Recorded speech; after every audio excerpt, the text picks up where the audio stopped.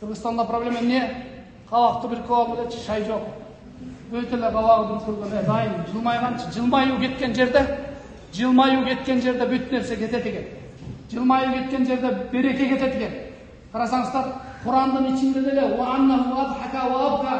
ал биринчи күлдүрдү деп келет, күлдүрдү. Андан кийин анан ыйлап келет. Пайгамбарыбыз бирөөгө курма садака, акчалай садака бере албасаң, анда жылмайып коюу да садака деп келет. Ашың болбосо дагы, кашың болсун, тамагың болбосо дагы, кабагың болсун дейт. Талак жылмайып дейт. Тамак бербей эле кабагың болсун. Бирок кабагың бүтүп алып тамак жесең жегидей деле болбойсуң да, Бирок бир кыздын философиясы бар ала. Неменин ичине 4 саат 2 сааттын ичине эмне коюп батырып койгон да. Анан жанагы эме Ибн Сина айткандай, кара булттай караганын кейтти, кабагыңды эске салбай дейти, кастын көзү көргөн жерден тозокту, достун көзү көрө билет бейишти дейт. Карасаңыздар. Биринчи жакындай. Жак болуп турсак 363 кыймылдайт экен. Кабакты дайым бүркөп жүргөн адам 44 ооруга чалдыгат экен, таң калыштым. Карасаңыздар, илимий изилдөөдө 44 ооруга чалдыгат экен да. Америкага барганда жыргандык менен "Hello, how are you? What are you?" Монтип карап алат десең, бирөөнүн көзүнчү мына. "Hello." Именно ошо кабагы бүркөп тургандан неме сурайт экен да, профессорлор киргендечи, кирип келип тимеле басып келгенден эле жаның жыргайт мондай. Монтип экен. "Hello, how are you?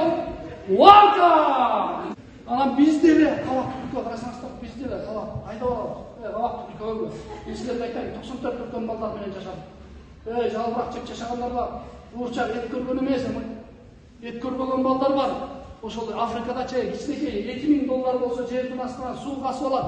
Тиштери түшкөн. Карасаңар, кыйналып, боткин оорулар менен ооруп аткандар Африканын эмеси. Жанын кейите, биз эмнеге мүлдүрөбүз? Биз неден мүлдүрөбүз айтайын. Biz neden tokçuluktan müldürüp atабыз? Bir apabız aytıptır. Atаңдын көрү, Кудайга шүгүр. Кудайга шүгүр. Абышкасынын жанында отуруп айтат, абышка, Кудайга шүгүр, Кудайга шүгүр айтат, Кудайга шүгүр дейт. Неге шүгүр? Ачарчылык менен сыналып атабыз дейт. Кудайга шүгүр буюрсуна дейт да. Келжиреген дейт. Келжиреген, ачарчылык ошого да шүгүр кыласың деп этсе абышка дейт. Бизден кийинкилер келет, токчулук менен сыналат. Кудайдан ушунчалык алыс болот дептир да.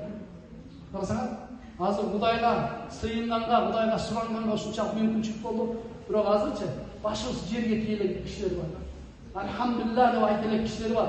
Бисмилlah деп тамак ичкендечи жей элек кишилер бар, ушундай чын эле. Карасаңар, кандай алыс нерсени айтып койгон апалар, акылман апалардын айтып койгон.